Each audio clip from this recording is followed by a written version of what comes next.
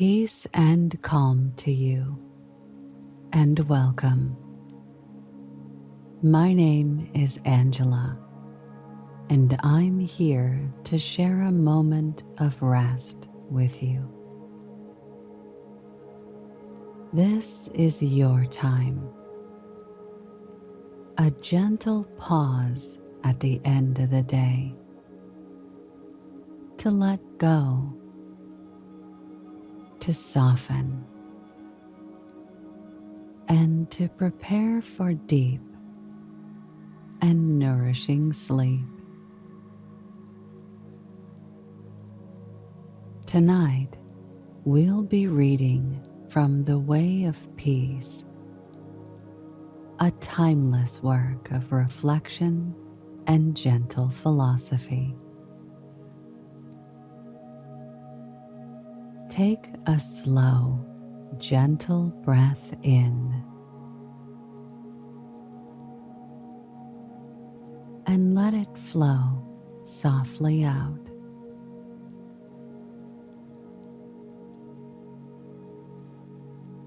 With each breath, notice how your body begins to soften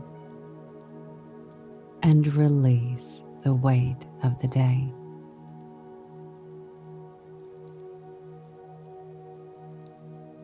Now, allow a feeling of gratitude to enter your heart.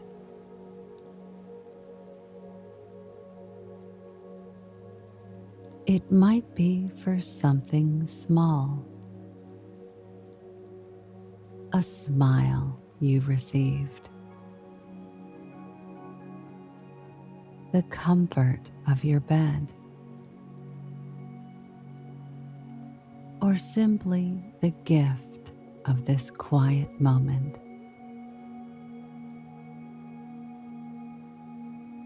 Let that feeling expand within you, spreading warmth and peace throughout your body.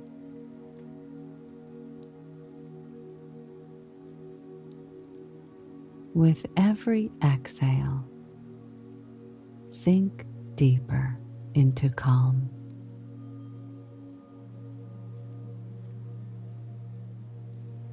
When you are ready, simply follow the sound of my voice as we move into tonight's story.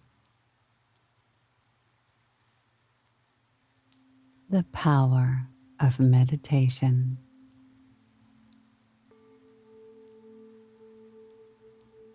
Spiritual meditation is the pathway to divinity. It is the mystic ladder which reaches from earth to heaven, from error to truth, from pain to peace. Every saint has climbed it. Every sinner must sooner or later come to it. And every weary pilgrim that turns his back upon self and the world and sets his face resolutely toward the Father's home must plant his feet upon its golden rounds. Without its aid, you cannot grow into the divine state, the divine likeness, the divine peace, and the fadeless glories and unpolluting joys of truth will remain hidden from you. Meditation is the intense dwelling in thought upon an idea or theme with the object of thoroughly comprehending it. And whatsoever you constantly meditate upon, you will not only come to understand, but will grow more and more into its likeness, for it will become incorporated into your very being, will become, in fact, your very self. If, therefore, you constantly dwell upon that which is selfish and debasing, you will ultimately become selfish and debased. If you ceaselessly think upon that which is pure and unselfish, you will surely become pure and unselfish. Tell me what that is upon which you most frequently and intensely think,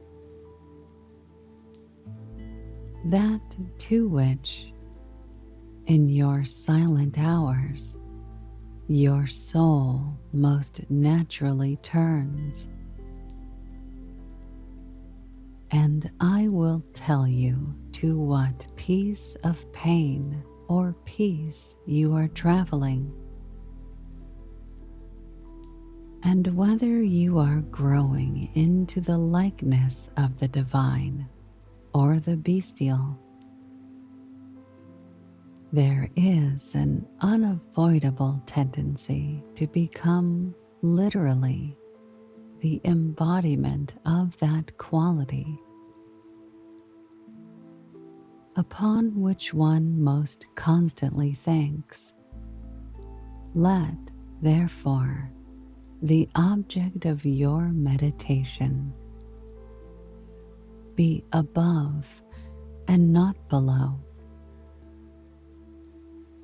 so that every time you revert to it in thought, you will be lifted up. Let it be pure and unmixed with any selfish element.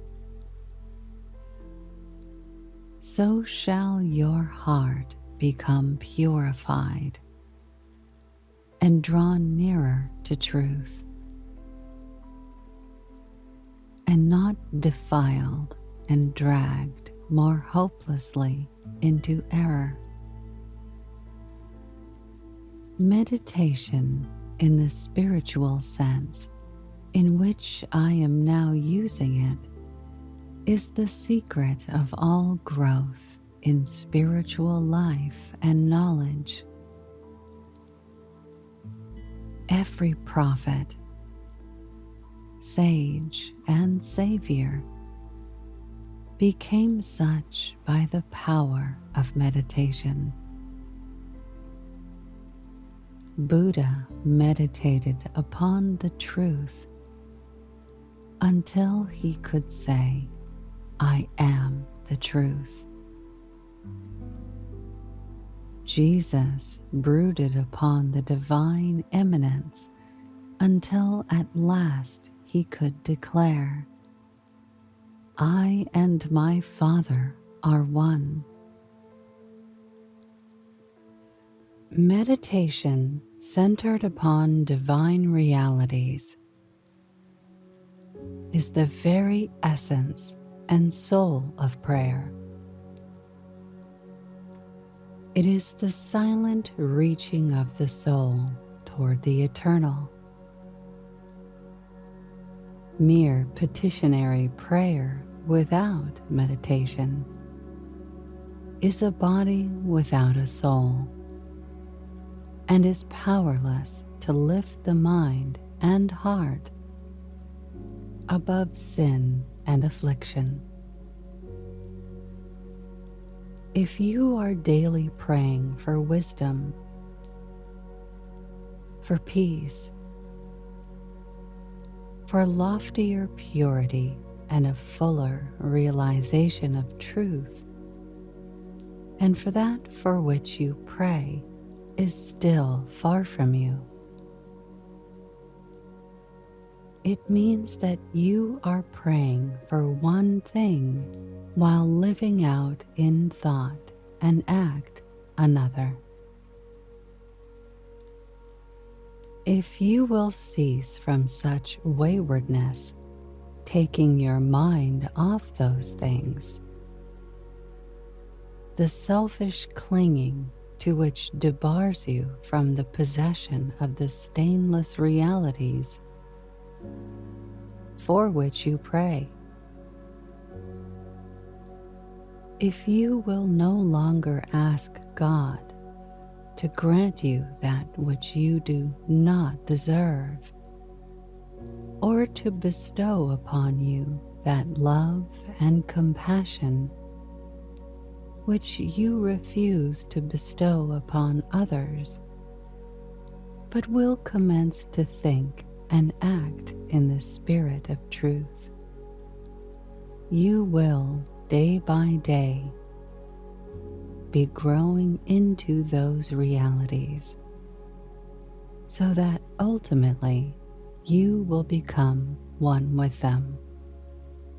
He who would secure any worldly advantage must be willing to work vigorously for it, and he would be foolish indeed who, waiting with folded hands, expected it to come to him for the mere asking. Do not then vainly imagine that you can obtain the heavenly possessions without making an effort. Only when you commence to work earnestly in the kingdom of truth will you be allowed to partake of the bread of life. And when you have, by patient and uncomplaining effort, earn the spiritual wages for which you ask, they will not be withheld from you. If you really seek truth, and not merely your own gratification, if you love it above all worldly pleasures and gains, more even than happiness itself, you will be willing to make the effort necessary for its achievement. If you would be freed from sin and sorrow, if you would taste of that spotless purity for which you sigh and pray, if you would realize wisdom and knowledge, and would enter into the possession of profound and abiding peace, come now and enter the path of meditation, and let the supreme object of your meditation be truth. At the outset, meditation must be distinguished from idle reverie. There is nothing dreamy and unpractical about it. It is a process of searching and uncompromising thought, which allows nothing to remain but the simple and naked truth.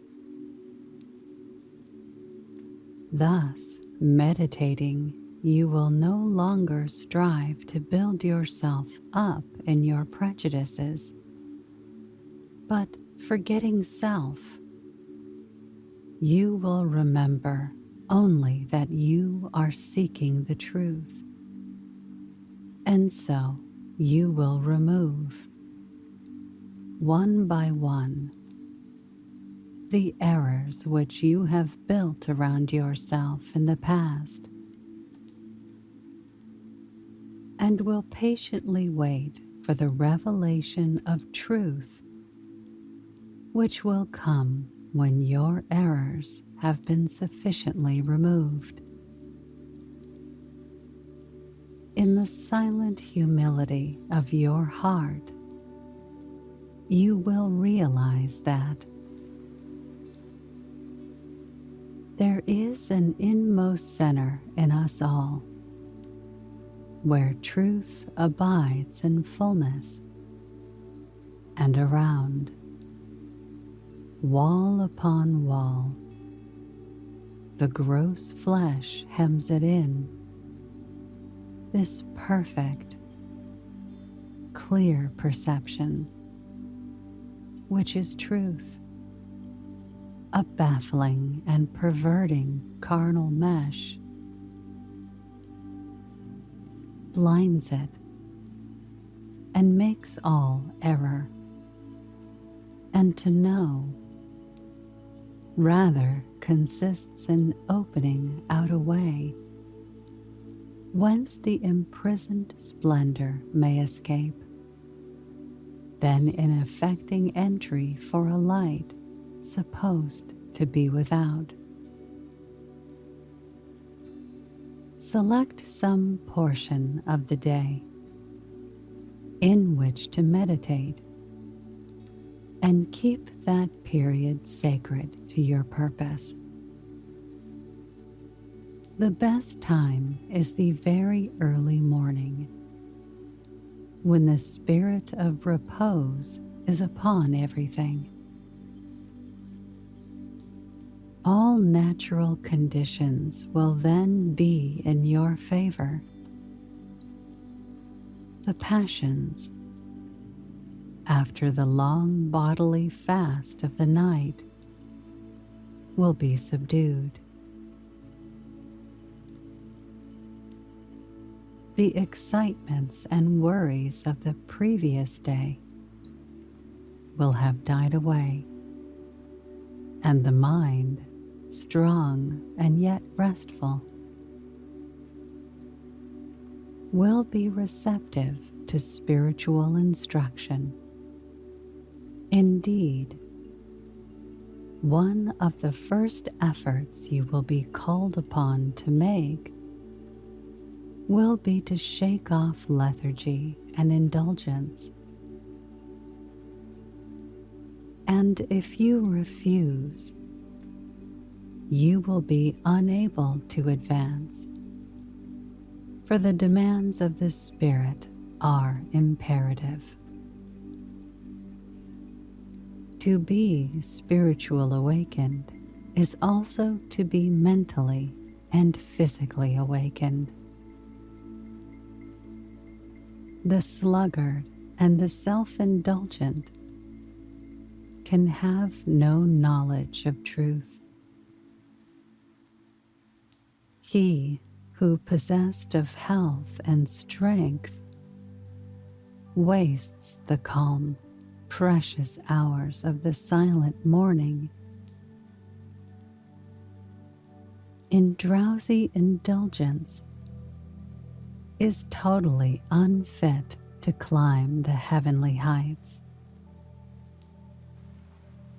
He whose awakening consciousness has become alive to its lofty possibilities, who is beginning to shake off the darkness of ignorance in which the world is enveloped, rises before the stars have ceased their vigil, and, grappling with the darkness within his soul, strives by holy aspiration to perceive the light of truth, while the unawakened world dreams on. The heights by great men reached and kept, were not attained by sudden flight, but they, while their companions slept, were toiling upward in the night. No saint, no holy man, no teacher of truth ever lived who did not rise early in the morning. Jesus habitually rose early and climbed the solitary mountains to engage in Holy Communion. Buddha always rose an hour before sunrise and engaged in meditation, and all his disciples were enjoined to do the same. If you have to commence your daily duties at a very early hour, and are thus debarred from giving the early morning to systematic meditation, try to give an hour at night, and should this, by the length and laboriousness of your daily task, be denied you, you need not despair, for you may turn your thoughts upward in holy meditation in the intervals of your work, or in those few idle minutes which you now waste in aimlessness. And should your work be of that kind which becomes by practice automatic, you may meditate while engaged upon it. That eminent Christian saint and philosopher, Jacob Boehme, realized his vast knowledge of divine things whilst working long hours as a shoemaker. In every life, there is time to think, and the busiest, the most laborious, is not shut out from aspiration and meditation. Spiritual meditation and self-discipline are inseparable. You will, therefore, commence to meditate upon yourself so as to try and understand yourself. For remember, the great object you will have in view will be the complete removal of all your errors, in order that you may realize truth. You will begin to question your motives, thoughts, and acts, comparing them with your ideal, and endeavoring to look upon them with a calm and impartial eye. In this manner, you will be continually gaining more of that mental and spiritual equilibrium, without which men are but helpless straws upon the ocean of life. If you are given to hatred or anger, you will meditate upon gentleness and forgiveness, so as to become acutely alive to a sense of your harsh and foolish conduct. You will then begin to dwell in thoughts of love, of gentleness, of abounding forgiveness. And as you overcome the lower by the higher, there will gradually, silently steal into your heart a knowledge of the divine law of love, with an understanding of its bearing upon all the intricacies of life and conduct. And in applying this knowledge to your every thought, word, and act, you will grow more and more gentle, more and more loving, more and more divine. And thus, with every error, every selfish desire, every human weakness, by the power of meditation, it is overcome. And as each sin, each error is thrust out, a fuller and clearer measure of the light of truth illuminates the pilgrim soul. Thus meditating, you will be ceaselessly fortifying yourself against your only real enemy, your selfish, perishable self, and will be establishing yourself more and more firmly in the divine and imperishable self that is inseparable from truth. The direct outcome of your meditations will be a calm, spiritual strength, which will be your stay and resting place in the struggle of life.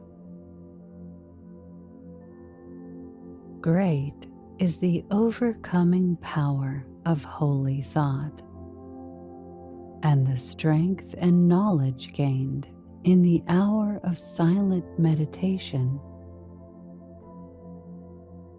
will enrich the soul with saving remembrance in the hour of strife,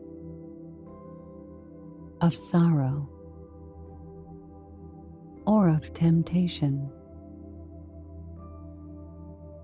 as by the power of meditation you grow in wisdom. You will relinquish more and more your selfish desires, which are fickle, impermanent, and productive of sorrow and pain, and will take your stand with increasing steadfastness and trust upon unchangeable principles, and will realize heavenly rest. The use of meditation is the acquirement of a knowledge of eternal principles, and the power which results from meditation is the ability to rest upon and trust those principles, and so become one with the eternal. The end of meditation is, therefore, direct knowledge of truth, God, and the realization of divine and profound peace. Let your meditations take their rise from the ethical ground which you now occupy. Remember that you are to grow into truth by steady perseverance. If you are an Orthodox Christian, meditate ceaselessly upon the spotless purity and divine excellence of the character of Jesus,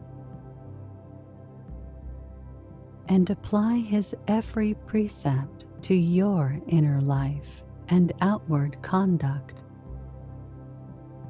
so as to approximate more and more toward his perfection. Do not be as those religious ones who, refusing to meditate upon the law of truth and to put into practice the precepts given to them by their master, are content to formally worship, to cling to their particular creeds, and to continue in the ceaseless round of sin and suffering. Strive to rise by the power of meditation above all selfish clinging to partial gods or party creeds, above dead formalities and lifeless ignorance, thus walking the highway of wisdom, with mind fixed upon the spotless truth. You shall know no halting place short of the realization of truth. He who earnestly meditates first perceives a truth, as if it were afar off, and then realizes it by daily practice. It is only the doer of the word of truth that can know of the doctrine of truth, for though by pure thought the truth is perceived, it is only actualized by practice. Said the divine Gautama, the Buddha, he who gives himself up to vanity, he who gives himself up to vanity and does not give himself up to meditation, forgetting the real aim of life and grasping at pleasure, will in time envy him who has exerted himself in meditation. And he instructed his disciples in the following 5 great meditations. The first meditation is the meditation of love, in which you so adjust your heart that you long for the weal and welfare of all beings, including the happiness of your enemies. The second meditation is the meditation of pity, in which you think of all beings in distress, vividly representing in your imagination their sorrows and anxieties, so as to arouse a deep compassion for them in your soul. The third meditation is the meditation of joy, in which you think of the prosperity of others and rejoice with their rejoicings. The fourth meditation is the meditation of impurity, in which you consider the evil consequences of corruption, the effects of sin and diseases, how trivial often the pleasure of the moment and how fatal its consequences. The fifth meditation is the meditation on serenity, in which you rise above love and hate, tyranny and oppression, wealth and want, and regard your own fate with impartial calmness and perfect tranquility. By engaging in these meditations, the disciples of the Buddha arrived at a knowledge of the truth. But whether you engage in these particular meditations or not matters little, so long as your object is truth, so long as you hunger and thirst for that righteousness, which is a holy heart and a blameless life. In your meditations, therefore, let your heart grow and expand with ever-broadening love, until, freed from all hatred and passion and condemnation, it embraces the whole universe with thoughtful tenderness. As the flower opens its petals to receive the morning light, so open your soul more and more to the glorious light of truth. Soar upward upon the wings of aspiration. Be fearless and believe in the loftiest possibilities. Believe that a life of absolute meekness is possible. Believe that a life of stainless purity is possible. Believe that a life of perfect holiness is possible. Believe that the realization of the highest truth is possible. He who so believes climbs rapidly the heavenly hills, whilst the unbelievers continue to grope darkly and painfully in the fog-bound valleys.